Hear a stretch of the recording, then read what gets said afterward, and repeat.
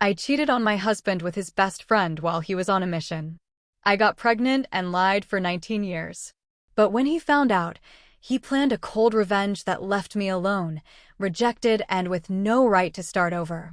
Lying next to Raphael, my husband of almost 2 decades, I caressed his hair as he slept peacefully, without even imagining what was going through my head on that warm summer night in Guadalajara.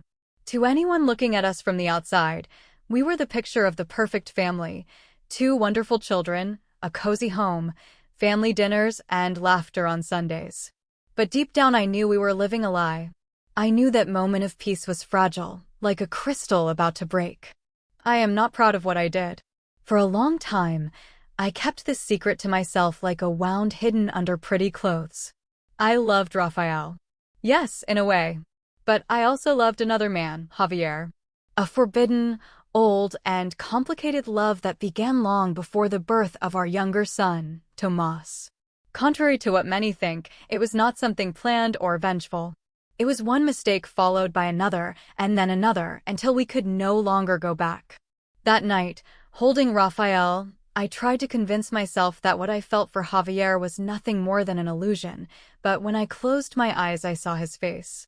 Javier was charming, witty, and he made me feel alive in a way I had not felt in years.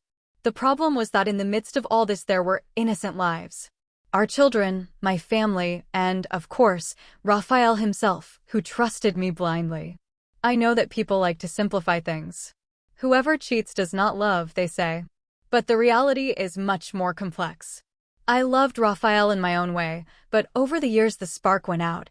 Routine consumed us, and every time he traveled for work or got lost in his own problems, I felt more alone, more empty. Javier filled that void, or at least that is what I believed at the time, but everything started to fall apart the day our son Tomas became seriously ill. Suddenly, our quiet life was turned upside down. The doctors diagnosed advanced kidney failure and, to top it all off, no close family member was a match for a transplant. Despair. Raphael almost went crazy, and so did I, but inside me an even greater fear was growing. The secret I was hiding could come to light in a cruel way, and I did not know if I could face it alone. It was then that I suggested contacting Javier and his wife Veronica.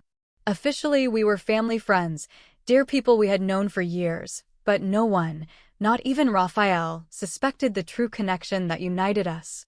Javier was more than a friend. He was Tomas's biological father. When the doctor suggested looking for donors among the extended family, I was saddened. I knew the secret had an expiration date, and it was about to expire. When Raphael suggested that we invite Javier and Veronica to visit us in Guadalajara to help us with the compatibility tests, I felt my world was falling apart. My heart was pounding. The idea of having Javier under the same roof, so close to Raphael and my children, had me on the verge of a nervous breakdown. But the worst part was knowing that if Javier was compatible with Tomas, doubts would inevitably arise. I was trapped. During the days before their arrival, I lived like a ghost in my own house. I prepared dinner, helped my children with their homework. I smiled at Raphael as if everything was fine, but inside I was full of fear and remorse. Tomas, our 14-year-old son, was weak, but he kept smiling, not understanding the seriousness of the situation. And I wondered how many more lies I could tell before everything collapsed. When Javier arrived with Veronica, everything seemed like something out of a horror movie. We gave each other a quick and cold hug, but our glances said more than any words.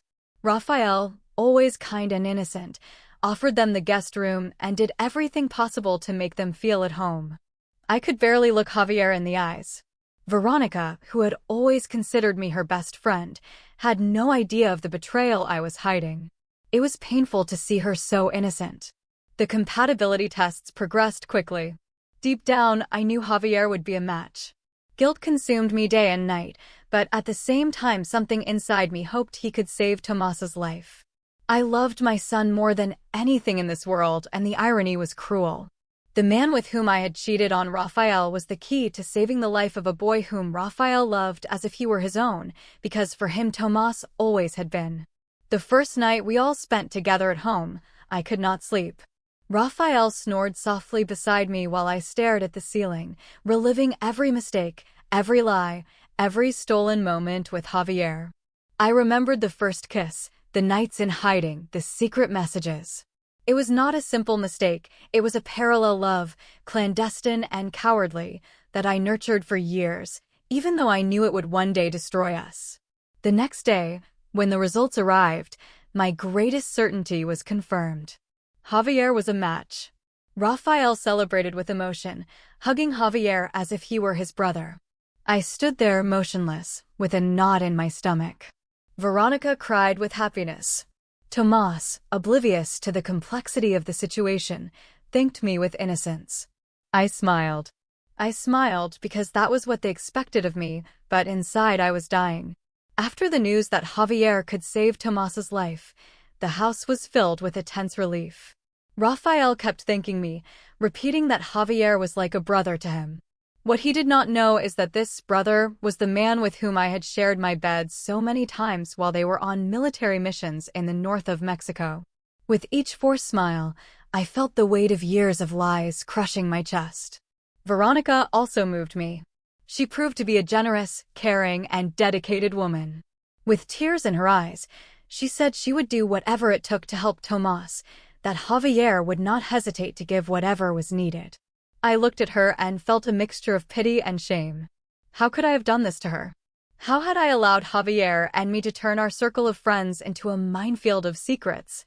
Raphael, blindly trusting, prepared dinners and organized family movies, trying to keep the atmosphere cheerful for the children, but I could see in his eyes that the worry for Tomas was consuming him. The man I had betrayed, whom I had deceived for so many years, was still the same man who got up early to work and returned late just to sit next to his sick son, holding his hand in the early morning. I asked myself for the umpteenth time why I had not been honest with him from the beginning. Javier and I just looked at each other. We did not dare to exchange a single word, but his eyes said it all. He was also scared and felt guilty.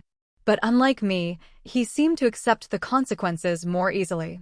At some point in our story, he had disconnected from the emotional consequences and had become a prisoner of the situation we had both created. I, on the other hand, felt like I was sinking deeper and deeper without being able to breathe.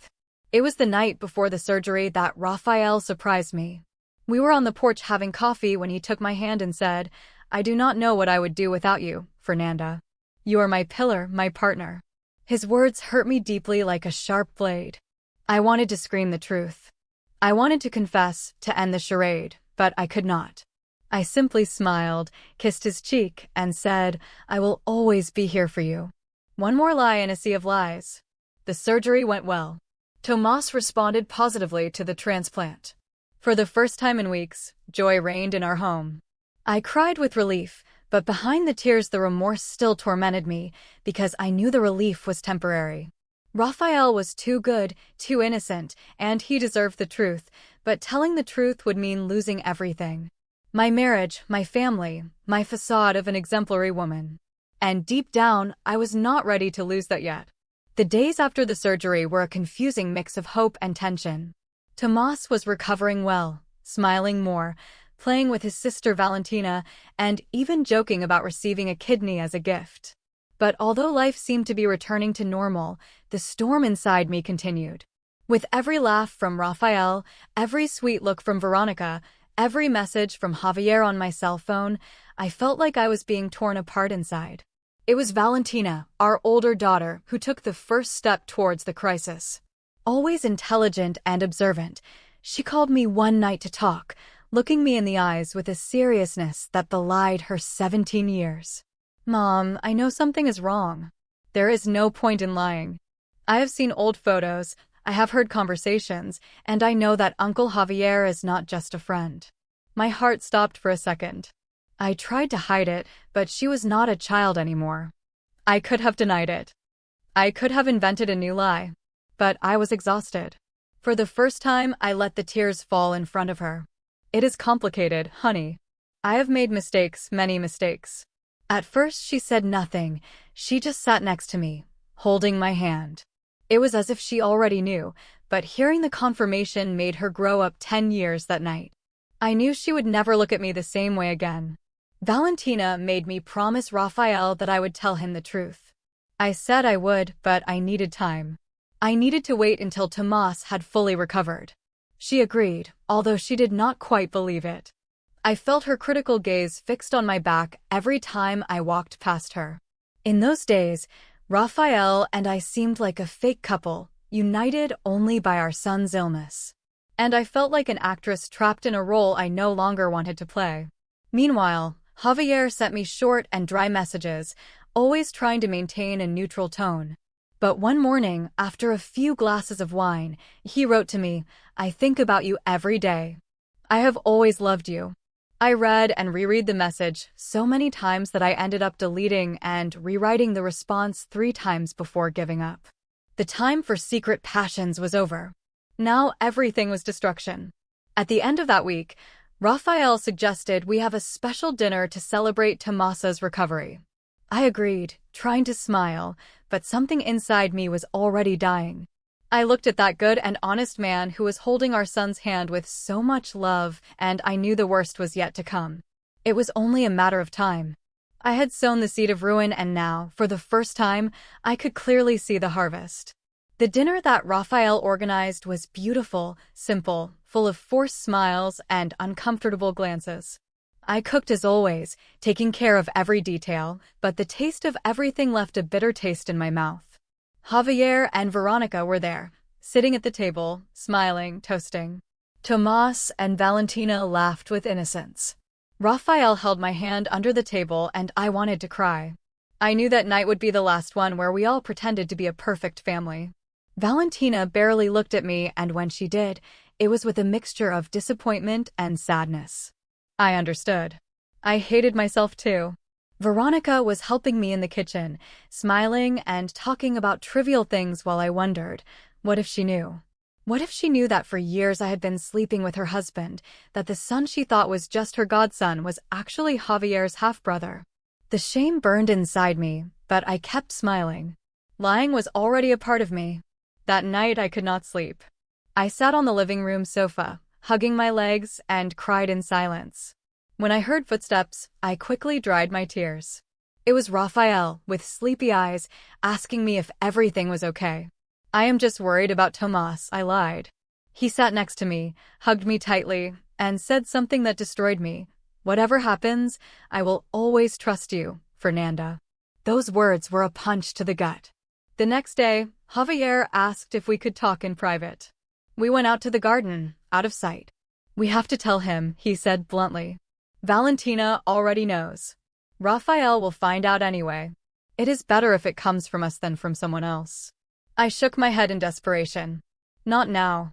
Tomas needs stability. He just came out of surgery." But deep down I knew Javier was right. The time for lies was running out. Javier, perhaps also tired of the charade, looked at me differently that day, not with desire or tenderness. It was a look of finality, of farewell.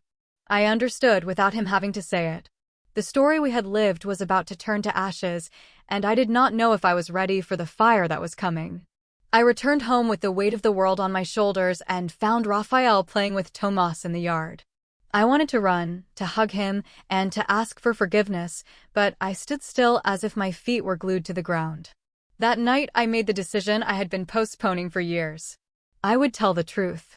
Not all at once, perhaps, but I would start. The omission had eaten away at my bones, and somehow, even though I knew I would lose Raphael, even though I knew I would hurt my children, I needed to free myself. For the first time, more than fear, I felt an absurd need to breathe again. The next day, I gathered my courage and called Raphael to talk to me on the balcony. The sky of Guadalajara was tinged with orange and gold, as if even the sun knew that this moment was the end of something. My heart was beating so hard that I thought he could hear it. Raphael looked at me with his kind eyes, not realizing he was about to lose his balance. "I need to tell you something," I began with a trembling voice. He just nodded, waiting innocently. I started slowly, talking about his trips, about how lonely I felt, about how far the distance had separated us. Raphael listened to me without interrupting, simply holding my hand, and then I let out the first part. "Many years ago I made a mistake. I got involved with someone you know, with Javier. Raphael's eyes widened, but he remained silent. I continued without daring to look at him directly. I did not plan it. It was a weakness, a series of bad decisions, and it resulted in Tomas. He took a while to react. The silence was worse than any scream. For a moment I thought he had not understood, but then I saw his eyes fill with tears. Raphael was not a man to cry easily, and that destroyed me more than any words. He stood up slowly, taking a deep breath. He looked at me and said in a low voice, "Tomas, is he not my son?" I shook my head, crying. "He is yours by heart, Raphael. But biologically he is Javier's son." Raphael sat down again as if his legs could no longer support him. "And you?" He did not finish the question, but I understood. "No," I replied firmly. "There is nothing between us anymore. It ended a long time ago. It is just that I never had the courage to tell you. I deceived you. I destroyed the trust you always gave me, but I swear I always loved you in my own way." The words sounded empty even to me. He shook his head, unable to look me in the eye. He did not scream, he did not insult me, and perhaps that is what hurt me the most. He simply said, "I need to think. I need to be alone for a while." And he went into the house. I stayed there on the porch, alone with my regret, with the certainty that nothing would ever be the same again. For the first time in years the truth had been spoken, even if it was only a part of it. I felt exposed, small, and I understood that freedom could also be a prison. That night I slept alone. Raphael did not return to the room. Tomas and Valentina, oblivious to the gravity of what was happening, were laughing and watching television in the living room. For them life went on, but for me a part had died. And for the first time I began to understand that, even without wanting to, I might have ruined all my loves at once. The following days were a silent torment. Raphael barely spoke to me. He was kind in front of the children, but there was a chasm between us. I could see his empty gaze. I could see the effort he was making not to break down. There were no more hugs or kisses, no sincere smiles. It was as if I had become a stranger in my own home. Although I had confessed part of the truth, it brought me no relief, it only brought me pain. Javier and Veronica had returned to their city, leaving behind not only the memory of Tomas's surgery, but also the invisible scars that I knew would never disappear. Valentina avoided me whenever she could. She was too mature for her age, and I feared that this secret had hardened her forever. Sometimes, when I crossed paths with Raphael in the hallways of the house, I saw something in his eyes that I had never seen before: contempt. One Saturday afternoon, Valentina called me to the kitchen. In a firm voice she said, "He knows more than you think." Dad realized it was not an isolated mistake. I was paralyzed. She continued, "I heard you talking and I realized you only told half the story, right? It has been years, Mom. Years." I could not answer. My eyes filled with tears. She shook her head, disappointed, and left. I felt that I had lost not only my husband, but also my daughter's admiration. It was Raphael who broke the silence a few days later. During dinner, in front of Tomas and Valentina, he said with a coldness that chilled my blood, "Did you know that sometimes the people we love the most are the ones who betray us the most?" The children looked at him, confused, and I almost dropped my glass. He said nothing more that night, but the message was clear. I understood. He would not forgive me, not today, not ever. That same night he called me to talk behind closed doors. His gaze was hard, his voice controlled. "I will stay here until Tomas goes to college. Then you can go on with your life and I will go on with mine. I do not want to fight. I do not want to expose our children to more pain. But do not touch me again, Fernanda. Ever again." I nodded with a heavy heart. I knew it was fair. I knew I deserved every cold word he said. With every sentence, I felt my soul shrink a little more. We decided to keep up appearances for now. Raphael's trips decreased, conversations became superficial. We slept in separate rooms, and I began to wonder daily at what exact moment I lost everything. Was it the first kiss with Javier or the first lie? The answer, I knew, did not change the fact that the sandcastle I had built was crumbling more every day. The following months were a test of emotional endurance. Raphael and I became simple roommates. Our conversations were limited to the children, the bills, and trivial reminders. But there was something in the air, something dense, that not even silence could hide. I could feel his contempt, even without words. Even worse was looking Valentina in the eyes and realizing that she also looked at me with disdain. Little by little I was becoming a lonely figure within my own family. Luckily, Tomas was recovering well. At each medical appointment, the relief was immense, but with him healthy, the only bond that united Raphael and me under the same roof began to lose its strength. I wondered if it would be crueler to confess the whole truth or to keep the mask on until the end, but the universe, as always, gave me no choice. The truth was revealed in the worst possible way. Valentina, angry and disappointed, told her brother the secret. It was a silent afternoon, strangely peaceful, when Tomas appeared in the room with his eyes full of tears. "Is it true, Mom? Is Uncle Javier my father?" The question hit me like a knife. I felt my legs weaken and my voice fail me. Raphael entered the room and stood there in silence. There was no escape. I took a deep breath. The tears were falling uncontrollably, and I could only whisper, "It is true, my love." The pain on Tomas's face was indescribable. He did not scream, he simply withdrew into himself. He walked away and went into his room. Raphael did not say anything either. He went up to his room and slammed the door. And I was left there in the middle of the room alone. For the first time I understood that losing a family does not happen in a big explosion, but in small cuts, one after another, until there is nothing left but ashes. The news spread quickly among our extended family. My parents, my siblings, my close friends, everyone found out somehow. Some called me. Others ignored me. Veronica, upon discovering the truth, sent me a single message: "Do not call me again." Javier tried to call me several times, but I did not answer. I did not want to hear his voice anymore. It was too late for any reconciliation, any apology, any hope. The final decision came without warning. Raphael entered the house with an envelope in his hand. He looked me in the eyes one last time and said, "Here are the papers. Sign them when you are ready." "I am ready."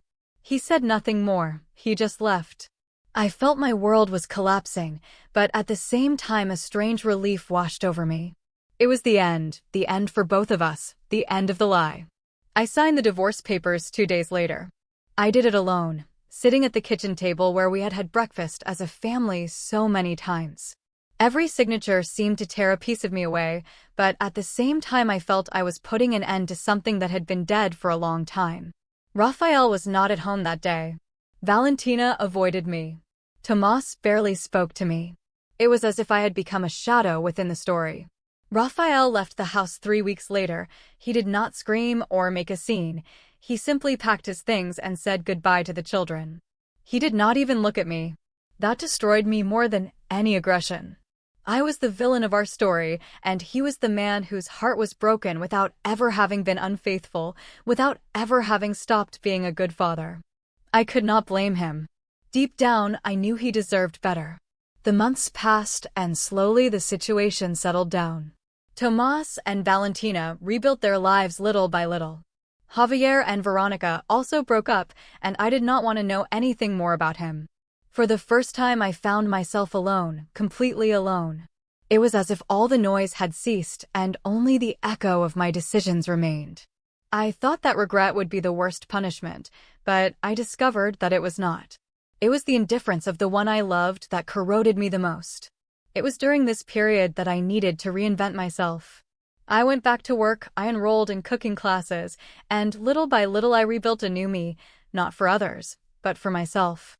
I discovered that loneliness can be a prison, but it can also be freedom.